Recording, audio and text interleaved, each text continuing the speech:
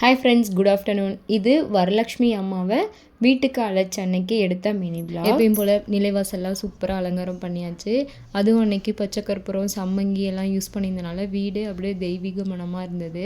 கலசம் ரெடி பண்ணுறதுக்கு எல்லாம் ரெடியாக எடுத்து வச்சுட்டு, அதுக்கப்புறம் இந்த கதவில் வந்து மஞ்சள் குங்குமம் சஸ்திக்கில், அதுக்கப்புறம் பட்டை இதெல்லாம் போடுவோம். அது பெண்டிங்காக இருந்துச்சு, சரின்ட்டு அதை போட்டுட்டு இருந்தேன். இந்த இயர் நான் என்னால் முடிஞ்ச அளவுக்கு ஹார்ட் ஒர்க் பண்ணி இந்த பூஜையை வந்து சிறப்பாக நடத்தி முடிச்சிருக்கேன். ஏன்னா கை குழந்தைய வச்சுட்டு இந்த மாதிரி ஃபெஸ்டிவல்லாம் பண்ணுறது எவ்வளோ கஷ்டம்னு எல்லாத்துக்குமே தெரியும். இதுக்கு ரொம்ப ரொம்ப சப்போர்ட்டிவாக இருந்தது என் ஹஸ்பண்ட் தான். திங்ஸ் வாங்குறதா இருக்கட்டும், பூஜை இதெல்லாம் அரேஞ்ச் பண்ணும்போது பாப்பாவை பார்த்துக்கிறதா இருக்கட்டும், எல்லா ஒர்க்குமே எனக்கு பண்ணி கொடுத்தாரு. அதனால தான் இந்த பூஜையை வந்து நான் நிறைவாக பண்ண முடிஞ்சது மனசார. ஓகே, நம்ம வந்து கலசம் ரெடி பண்ணுறதுக்கு ஒரு தாம்பூலத்தில் வாழை இலை, அதுக்கு மேலே நான் நெல் போட்டிருந்தேன்.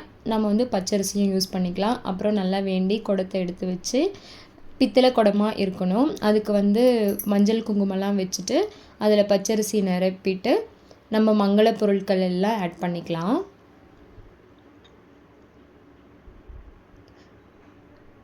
இதில் வந்து நம்ம நார்மல் காயின்ஸு, அப்புறம் வெள்ளி, தங்கம் இது எல்லாமே ஆட் பண்ணிக்கலாம்.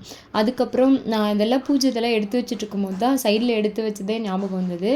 அதுக்கப்புறம் இந்த தோரணம் வந்து மாட்டி விட்டுருந்தோம். சூப்பராக இருந்தது. இந்த கலர் வந்து செம்ம வைப்ரண்ட்டாக அப்படியே வந்து ஃபெஸ்டிவல் வைப் சூப்பராக கொடுத்துச்சு. அவர் ரெடியாகி வர வரைக்கும் பாப்பாவை அப்படியே வச்சுட்டு அப்படியே சின்ன சின்ன ஒர்க்லாம் பார்த்துட்டு இருந்தேன். அவர் வந்ததும் இந்த தோரணெலாம் மாட்டிட்டு அந்த டைமில் வந்து பாப்பாவும் தூங்கிட்டா. அதுக்கப்புறம் இந்த கலசம் பூஜைக்கு எல்லாம் ரெடி பண்ணி வச்சுட்டேன். மீன்வைல் பாயசமும் முன்னாடியே ரெடி பண்ணியாச்சு. லக்ஷ்மி தாயாருக்கு பாசிப்பருப்பில் நம்ம நெய்வேத்தியம் வைக்கிறது ரொம்ப சிறப்பு. அதுக்கப்புறம் லக்ஷ்மி தாயாரை வீட்டுக்கு வந்து அழைச்சாச்சு. ஃபஸ்ட்டு விளக்கெலாம் ஏற்றிட்டு தீப ஆராதனையெல்லாம் காட்டிடணும். அதுக்கப்புறம் வீட்டில் இருக்கவங்க எல்லாம் வந்து அச்சதை போட்டு தாயாரை வந்து வரவேற்கணும். ஃபஸ்ட்டு விளக்க கொண்டு போய் வீட்டுக்குள்ளே வச்சுட்டு அதுக்கப்புறம் தான் லக்ஷ்மி தாயாரை வந்து வீட்டுக்கு எடுத்துகிட்டு போகணும். நம்ம எடுத்துகிட்டு போகிறதுக்கு முன்னாடி வாசப்படியில் ஒரு டைம் அமர்த்திட்டு அதுக்கப்புறம் உள்ளே எடுத்துகிட்டு போங்க.